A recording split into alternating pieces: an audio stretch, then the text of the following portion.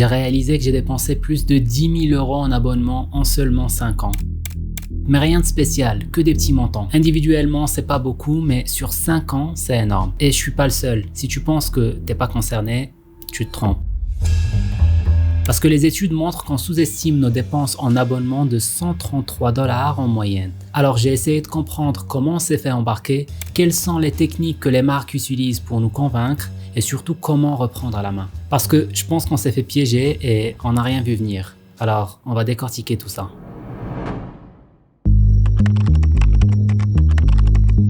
Prenons un cas d'école. On est en 2014 et à l'époque l'abonnement Netflix commençait à 7,99 € par mois.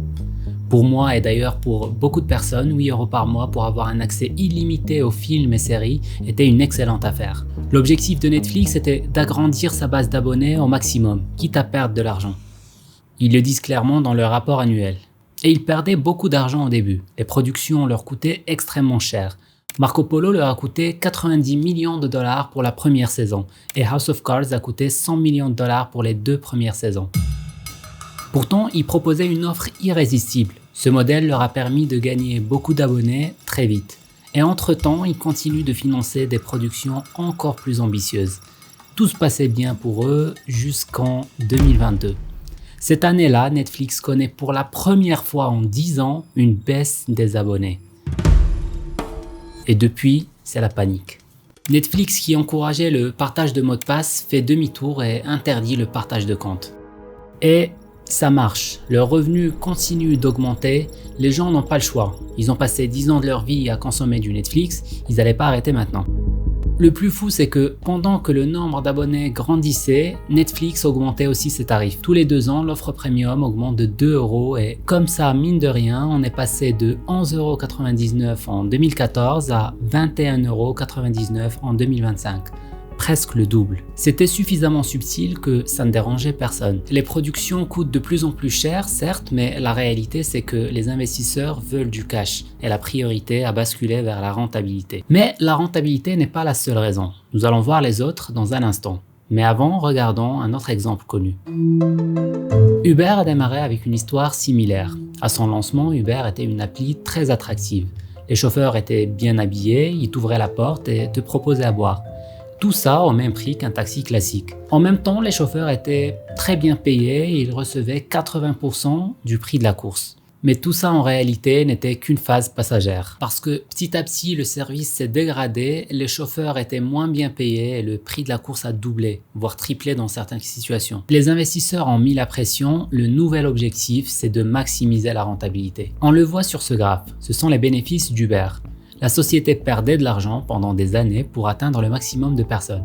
Ce n'est qu'en 2023 que la priorité a changé. Le problème, c'est que dans le cas d'Uber, ce n'est pas évident de se rendre compte des augmentations de tarifs. Le prix de la course ne dépend pas seulement de la distance ou du temps de trajet, mais aussi du niveau de la demande et de la disponibilité des chauffeurs. Pour le même trajet, le tarif peut aller du simple au double. Ce qui est marrant, c'est que justement, comme les prix ont augmenté, Uber a décidé de lancer une offre d'abonnement qui répond aux problèmes qu'ils ont eux-mêmes créés. C'est-à-dire qu'avec un abonnement mensuel, tu as le droit à une réduction de 5 à 10%, mais sur la base d'un tarif que tu ne connais pas d'avance. Et il n'y a aucun moyen de vérifier comment c'est calculé. Maintenant, quand tu prends un peu de recul, tu te rends compte que la tendance vers le modèle des abonnements est plus générale. L'une des premières sociétés à avoir fait le pas, c'est Adobe. Pendant des années, Photoshop était vendu comme un achat unique à vie.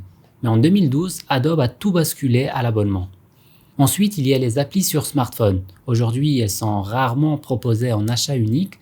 On trouve plutôt des abonnements mensuels ou annuels. Ces dernières années, on remarque qu'il y a une vraie tendance vers le modèle du SaaS, pour Software as a Service. Ça veut dire que le logiciel n'est pas proposé comme un produit, mais plutôt comme un service pour lequel tu paies de façon régulière, comme ce qui se fait chez Adobe. Et cette notion de SaaS est devenue de plus en plus populaire de nos jours. D'ailleurs, la taille du marché des SaaS est passée de 30 milliards en 2015 à plus de 250 milliards en 2025 et ça continue d'accélérer.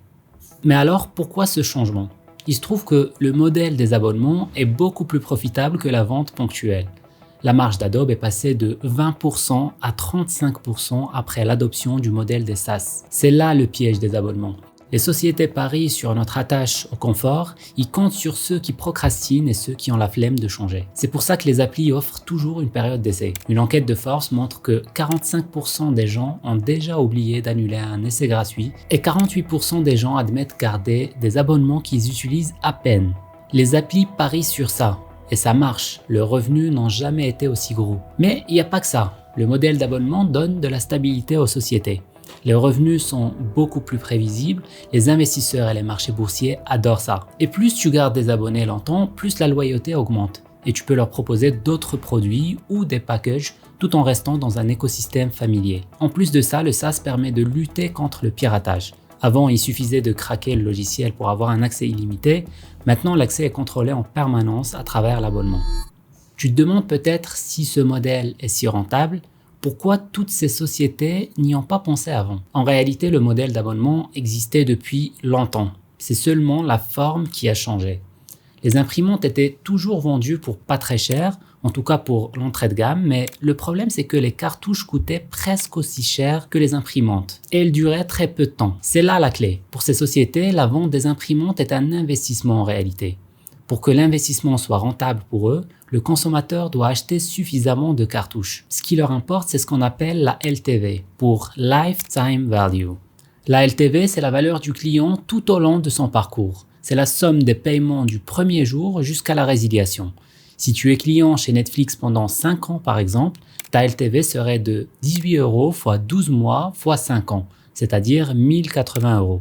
Le montant que tu paies par mois importe peu, par contre, le fait de te garder le plus longtemps possible est crucial pour eux. Un autre exemple connu, c'est les téléphones portables subventionnés. Je connais ce monde parce que j'ai moi-même travaillé pour l'un des opérateurs téléphoniques en France, spécifiquement dans le département qui fait ce genre de calcul. Les opérateurs subventionnent l'achat des téléphones portables à condition que le client paye un peu plus cher son abonnement téléphonique et s'engage sur la durée.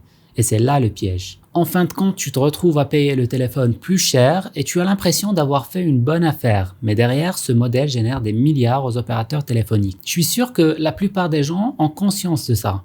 Mais alors, pourquoi on tombe quand même dans le piège? Eh bien, c'est une question de perception.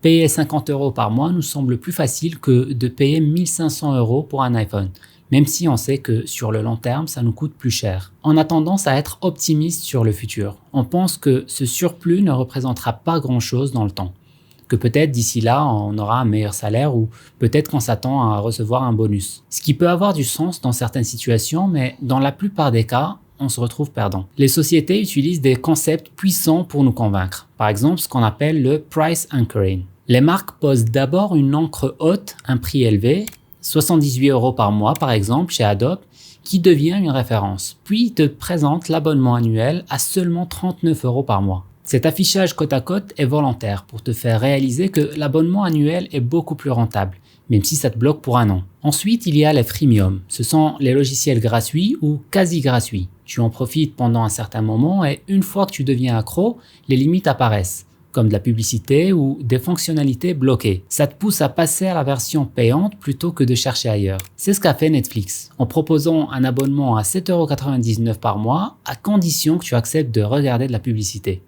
Ou alors Spotify, qui est gratuit si tu écoutes la publicité. Et surtout la majorité des jeux mobiles, qui comptent presque exclusivement sur les micro-achats qui te permettent de gagner du temps ou débloquer des fonctionnalités clés. Et puis, il y a le concept de loss aversion, ce qui veut dire la peur de perdre. Un exemple que tous ceux qui ont un iPhone ont vécu à un moment, c'est iCloud. Apple te fait comprendre que tu risques de perdre tes données si tu ne prends pas plus de stockage. Et une fois que tu es embarqué, tu ne peux plus t'en sortir. Il est hors de question de perdre les photos et les vidéos. En tout cas, très peu de personnes ont le temps ou l'envie de faire le tri dans leurs albums photos. Les abonnements sont devenus dangereux pour notre portefeuille. Le pire dans l'histoire, c'est que ces marques utilisent ce qu'on appelle des dark patterns. Ils te compliquent la tâche quand tu veux te désabonner en rendant le process plus difficile à réaliser. Par exemple, sur Amazon, il faut 6 à 7 clics pour se désabonner.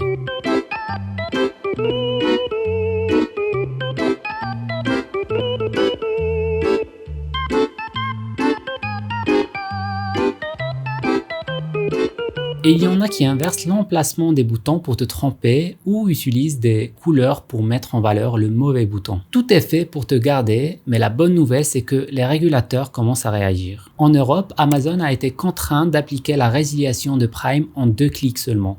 Aux États-Unis, Amazon a accepté un accord de 2,5 milliards de dollars avec la FTC au sujet des dark patterns. Mais après tout, le choix de s'abonner ou pas revient quand même à l'utilisateur et je pense qu'il faut apporter un peu de nuance. Parce qu'en réalité, dans le cas de Netflix ou Spotify, je ne sais pas vraiment si c'est un piège au final. C'est gagnant-gagnant.